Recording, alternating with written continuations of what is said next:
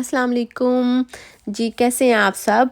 उम्मीद करती हूँ कि आप सब ठीक होंगे और अल्लाह का शुक्र है मैं भी ठीक हूँ। अब मैं अपने चैनल में आपको खुशामदीद कहती हूँ एक नए व्लॉग के साथ। तो आज का व्लॉग है कि आपको यूके आना चाहिए या नहीं, और अगर आप यूके आते हैं तो आपको किन मुश्किलात का सामना करना पड़ता है आते साथ ही, या फिर वो कौन सी प्रॉब्लम्स है जिनको आप फेस करेंगे। तो आज हम प्रॉब्लम्स को डिस्कस कर लेते हैं। यूके में आना तो हर कोई चाहता है, लेकिन जो उसमें आगे से जिनको प्रॉब्लम्स का फेस करना पड़ता है उनके बारे में या तो लोगों को ज़्यादा नहीं पता होता, तो या फिर वो इनको इग्नोर कर देते हैं। तो आज हम इन पॉइंट्स को डिस्कस करेंगे। लोग समझते हैं कि यूके में आते साथ ही शायद कोई 5 साल के वीज़े पे अगर आएँ या 4 साल के वीज़े पे आएँ, 2 साल के वीज़े पे आएँ तो नेशनलिटी साथ ही मिल जाती है, बल्कि ऐसा नहीं है। यूके में आने के साथ ही हमें तो पहले अगर 5 साल का वीज़ा हमने लिया है तो हमें 5 साल के बाद नेशनलिटी के लिए अप्लाई करना पड़ता है, या 3 साल के वीज़े को हमें उनका जो टर्न्योर है, कुछ वीज़ों में जैसे स्पाउस वीज़ा उसका 10 ईयर का टर्न्योर है, कुछ जैसे वर्क परमिट का वीज़ा 5 ईयर का टर्न्योर है। इसी तरह हर वीज़े के कुछ टर्न्योर है। उन टर्न्योर्स को पूरा करते हुए, जैसे स्टूडेंट का वीज़ा उसका डिफरेंट रेशो है, उन टर्न्योर्स को पूरा करने के बाद हम नेशनलिटी की सिचुएशन में जाते हैं, तब हम एलिजिबल होते हैं। उस क्राइटेरिया को पूरा करते हुए फिर हम नेशनलिटी के उसमें जाते हैं। उन सारी चीज़ों तक पहुंचने के लिए हमें किन किन चीज़ों को फेस करना पड़ता है, चले जी आज हम उस बारे में डिस्कस करते हैं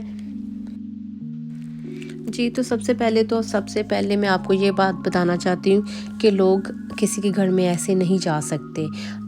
किसी ने किसी के घर में जाना, जैसे कोई रिलेटिव हो गया, मामू हो गया, चाचू हो गया, अगर कोई भी आपका रिलेटिव यहाँ पे रहता है तो आप किसी को ऐसे मिलने नहीं जा सकते। उसके लिए हमें पहले उनको फ़ोन करके कंफर्म करना पड़ता है कि हम आपके घर में आ सकते हैं। तो फिर अगर वो भी घर पे हो तो वो आपको इजाज़त देता है कि हाँ आ सकते हो, तो फिर ही हम उनके घर में जा सकते हैं।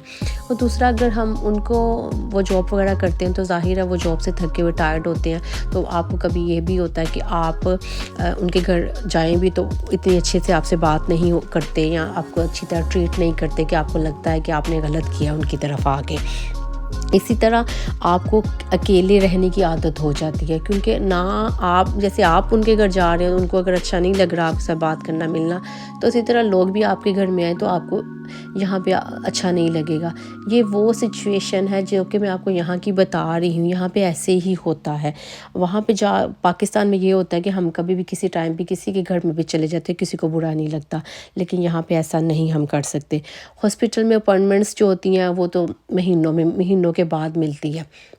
अलबत्ता अगर आपको बीमार हो गए हैं तो वो आपको पैरासीटामोल ज़रूर रिकमेंड कर देंगे उसी टाइम पे कि आप पैरासीटामोल खा लें, आपको कुछ भी हो जाए, लेकिन पैरासीटामोल ज़रूर देंगे सबसे पहले आपको। इसके बाद वो आपको कॉल करनी पड़ेगी सर्जरी में अपॉइंटमेंट लेने के लिए। हो सकता है आपको पहले 2-3 दिन तो अपॉइंटमेंट ही ना मिले, फिर जब आपको अपॉइंटमेंट मिलेगी हो सकता है तब तक आपकी जो बीमारी होगी या प्रॉब्लम होगी वो खुद बहुत ऑटोमेटिकली खुद ही सॉल्व हो जाएगी।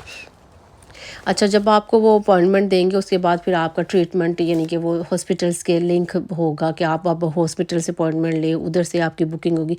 4-5 महीने के बाद आपको अपॉइंटमेंट मिलेगी और फिर जाके कहीं आपका ट्रीटमेंट होगा शुरू।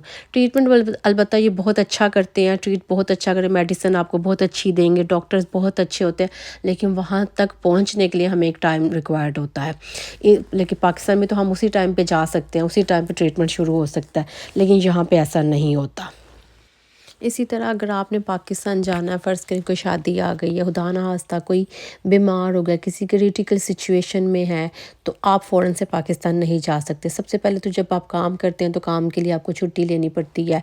आपको स्कूल में बच्चों को देखना पड़ता है। बच्चों को हम 3 या 4 छुट्टियों से ज़्यादा छुट्टियाँ नहीं करा सकते, अलाउ नहीं है। फिर इसी तरह हमने ऐसे फ़्लाइट के लिए अरेंजमेंट करना होता है। ज़ाहिर आपके पास पैसे अगर हैं नहीं है, आपने टिकट बाई करनी है और अगर आपने पूरी फैमिली ने जाना है तो फिर तो उसके लिए आपको ज़्यादा पैसे अरेंज करने पड़ते हैं, और एकदम से इतने 4-5 हज़ार पाउंड तो ज़ाहिर है किसी के पास भी स्पेयर नहीं होते। उन सारी चीज़ों को फ़र्ज़ करो आपने किसी से ले भी लिए, बोरो कर लिए, तो उनको उतारना, फिर जब आपने उनके वो वापस पैसे करने हैं तो ज़ाहिर है उसके लिए आपको हार्ड काम करना पड़ता है, आपको ज़्यादा काम करना पड़ता है, आपको ज़्यादा शिफ्टें लगानी पड़ती है। ये भी एक हार्ड जॉब होती है। आप फैमिली से ज़्यादा टाइम के लिए दूर रहते हैं क्योंकि आप काम करते हैं, आपको ये चीज़ भी फेस करना। اس کے علاوہ باقی بھی گھر کے جو سارے کام ہوتے ہیں آپ کو خود ہی کرنے پڑتے ہیں. بچوں کو اسکولنگ خود کرنی پڑتی ہے، چھوڑ کے آنا، خود لے کر آنا واپس.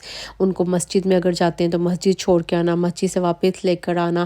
گھر کے ساری کلیننگ، صفائی، برتن سب کچھ آپ کو خود کرنے پڑتے ہیں. کوئی آپ کی ہیلپ کے لیے یہاں پر نہیں ہوتا.